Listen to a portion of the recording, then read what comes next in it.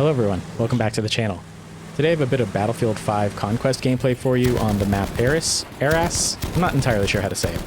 I really like this map. I feel like it has something for all kinds of different players. There's plenty of open space around the perimeter of the map for people who prefer vehicles, and snipers can really do well in this area as well. But around the E flag we have a town kind of in the center of the map, and that provides a lot of close quarters action for those that want more of an emphasis on infantry style of combat. I like a little bit of both, though I will say I tend to prefer infantry combat, so the E flag is a great area for me, but I still like the variance that this type of map can provide. Just as a sort of disclaimer though, going into the gameplay here, I'm not the best Battlefield player. I wouldn't say I'm god-awful, but I'm just not that great. I've never really gotten the hang of the series in general the way I have other games, and I tend to sometimes struggle against vehicles a lot of the time, especially on these larger maps. So I thought I'd just throw that out there. I do still really love playing it regardless though, and I thought this was a really fun game and highlights a lot of the tension and satisfaction inherent to the franchise, and why I think it's a great game to play even if you're not great. So with all the hype recently around Battlefield 2042, it really got me thinking a lot about the series as a whole. Most of the videos that you'll see right now from other creators, if you look around, will be videos focusing more on the resurgence of BF4, and I think that's really great. If you're unaware, lately the servers for BF4 are super populated, and you'll see tons of players, and that's super great. I'm really happy to see all these full servers and so many people enjoying a game that was made like 8 years ago, and it still holds up so well. It looks great, it plays great, and it has that inherent sandbox style that everyone likes from Battlefield.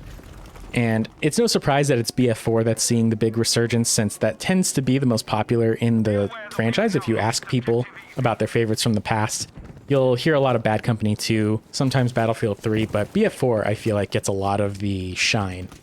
And to be honest, I would tend to agree that it's probably my all-time favorite, though I like all of them, but I would say BF4 is probably my favorite. However, I wanted to spend the time in this video reflecting a bit more on Battlefield 5 specifically. BF5 is kind of like the ugly duckling in the series. A lot of the previous games have something to offer and have at least a small niche of people that really like it. Even BF1, which came before and also took place in a historical era, so there wasn't as much customization around guns, and there wasn't as much of a variety around vehicles. It still had this atmosphere that was incredible and cinematic, and no matter how many games you played, it was just still so cool. Just getting on the map. Sometimes I would love just running around maps on BF1 because it just had such an amazing atmosphere. But typically when I have seen people talk about their least favorite games in the series, it always comes down to Hardline or Battlefield 5. Personally, I would probably have to agree that they're the two weakest in the series as far as I'm concerned, but I do think that sometimes BF5 gets a bit of a bad rap. And I understand all the criticisms around the failure of the game as a live service and how it doesn't quite live up to the sort of standard for World War II games in the past. Given that it's such a historical event, it kind of undermines the historical significance at times. But as a game and with gameplay in general, I think it kind of has a lot of positives going for it. So I really wanted to spend the time in this video discussing a lot of the things that I really like, specifically in Battlefield 5, and that I hope will carry on into the next game, 2042, and maybe even further, depending on how they're implemented in 2042. So if you are new to the channel, go ahead and subscribe, and if you enjoy the video, leave a like. Also, let me know your thoughts in the comments. I really love discussing with all of you the things that you're thinking, so drop some comments below. You know, what's your favorite game in the series?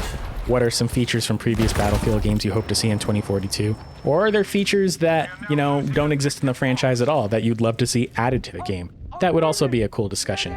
Let me know in the comments. It really helps me kind of bounce ideas off of you and come up with more ideas for videos. It also helps the channel grow as well. So if you're new, subscribe, leave a like if you like it.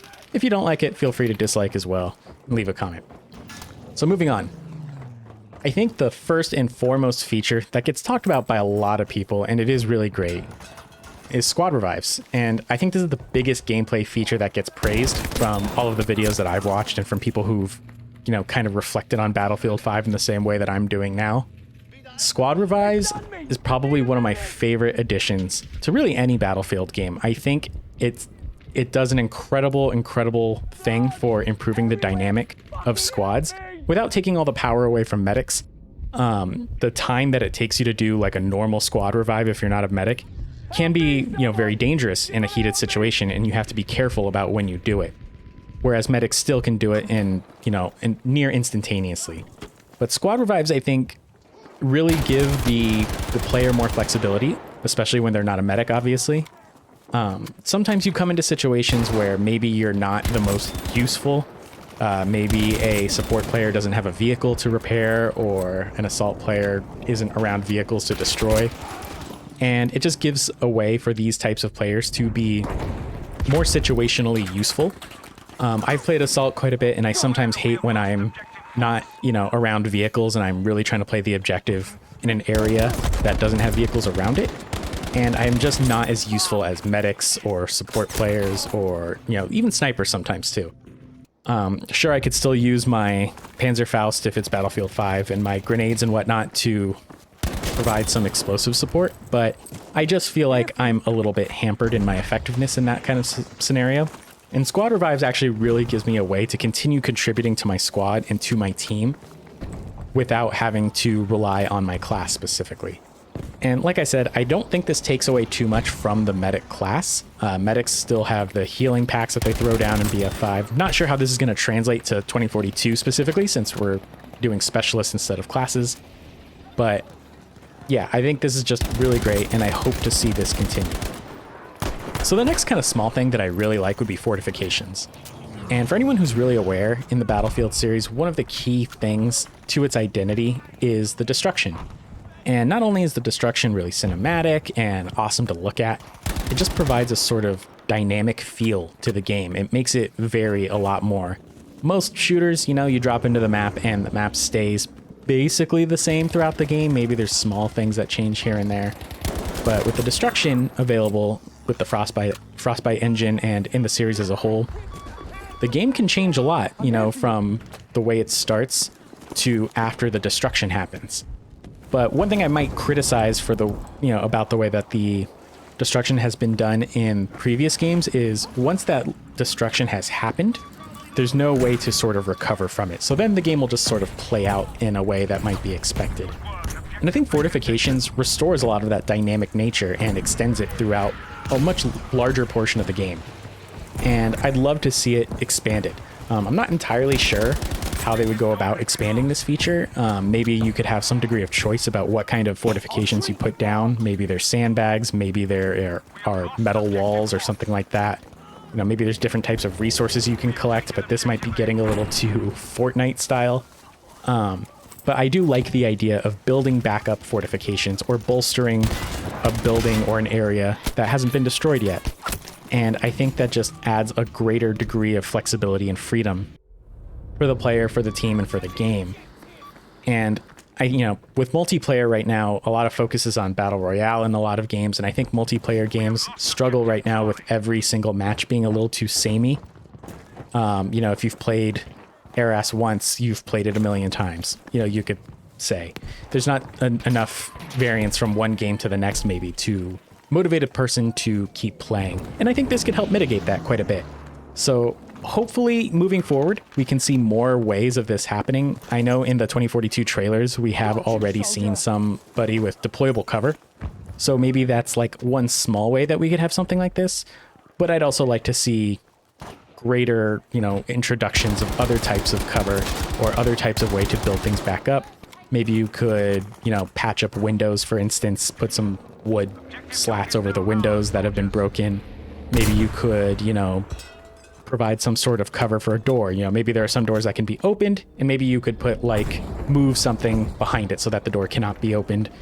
I don't know, just spitballing here, but maybe we could see some sort of expansion of this feature, and I think it'd be really cool to improve the replayability of the game and keep it from getting stale. So one of the next things I really want to talk about is movement. And obviously, I've played a lot of Warzone on this channel, and Warzone is a game that relies heavily on its movement and mobility, and that's integral to the way that engagements play out. And one of the things I've highlighted in previous videos is I like how the Battlefield movement, it's important, but it's not one of these things that you do to sort of change the state of engagements. I don't really like in Call of Duty how you can, you know, slide cancel and bunny hop and use all of that to your advantage and drop shot when fighting somebody. So I've really liked how Battlefield has implemented sliding on their own, how it's more of a vehicle to get behind cover in a tense situation. And I hope to see some of the movement features in Battlefield 5 improved upon. One of the biggest things, obviously we all know, is some of the clunky animations and a bit of jank around movement in general, getting stuck on terrain. It's much improved in Battlefield 5, and mantling especially is a big thing that I've always had a problem with. I'd like to see that improved in 2042 and moving forward. But one of the big movement features in Battlefield 5 that I really liked is the ability to crouch run. The maps in BF5 and most Battlefield games can be really big, and there can be lots of areas that have very little cover or very low cover. Maybe it's like a trench or even like a half trench or something. And you sometimes only have a binary option. You can stand straight up and sprint if you want to move fast, or you can go prone or crawl and move extremely slow. And that can suck, you know, like obviously standing and running might get you headshot by a sniper, or even just beamed by an assault rifle or an LMG. And if you crawl or, you know, like, yeah, if you just crawl across the map, you're going to be moving too slow. So I think the crouch running was a really cool way to allow a player to traverse the map on foot while keeping their head down, and not quite as fast as sprinting, but not quite as slow as crawling. And I think that's just a really cool option. You know, the maps in 2042 are only getting bigger. There's only going to be more players and more dangers. So I like this third option for a way to traverse the map safely while on foot. Obviously, most people like to traverse the map in a vehicle of some sort to cover lots of ground quickly, and that's totally valid. But sometimes you don't have a vehicle available to you, though 2042 is allowing players to call in vehicles, but I don't know what kind of cooldown that's going to have, so just being able to crouch run, I think, is a really cool option. And finally, as a last sort of feature I wanted to touch on, is the ammo stations, you know, spread across key points of the map. This is sort of tying into the fortifications I mentioned earlier. In Battlefield 5, you can build up these sort of ammo and health stations. Obviously, I don't really want the attrition system to return in 2042. I like regenerating health, and we have already seen in the trailers that players do regenerate their health, a little more similar to Battlefield 4, which I'm all about. However, I think anyone who's played the game for any amount of time has been in the situation where they run out of ammo without a teammate close enough to them, or where their teammates are really oblivious and not dropping ammo for them. And I think having these ammo stations that can be accessed, whether it's, you know, the areas controlled by the enemy or the allies, you know, like your team controls a flag or the enemy team, doesn't matter, you can still access this ammo point, is a really cool way to give the individual player a little more agency and independence. Battlefield 5 in general, I think, gives individual... I know actually the emphasis was around more squad play, but there are some ways that I think individual players got more agency and independence, and this is one of them. I hope to see something like this return. I hope key areas of the map have these ammo stations where you can just pick up some ammo without needing a support player around. I like the idea that I'm in a squad and can contribute, but if the squad for whatever reason is not able to give me ammo, I can somehow get it myself without having to just completely trade my loadout for one that's on the ground, or even my gun for that matter. And to kind of piggyback on that, there is a feature in Battlefield 5 that's really cool where if you're close enough to a support player, you can just press the button prompt. For me, it's E on PC. I don't know what it is on console. And you can just kind of take ammo from the player without them having to actively drop it from the support player, and I think that's also super cool. I would love to see something like that return in 2042 and future games. Again, not sure how this is all going to work because we have specialists instead of classes, but we'll see. That's kind of where my opinion lies on that. Anything that can give just a touch more agency is great without totally stomping out the requirement of having a squad in different roles and relying on each other as a team. Anyway, that's all I really had for this video. I do think that sometimes Battlefield 5 gets a bad rap, and I just wanted to shine some light on some things that I really liked about this individual game within the series. And I think if we combine some of these strengths with obviously the previous strengths of the other games, we might have something really great with 2042. I'm really looking forward to it, and I hope you all are too. Thanks for watching the video. Like I said, if you enjoyed it, leave a like, and if you didn't, leave a dislike too, and subscribe if you're new. I'll talk to you all again in the next video.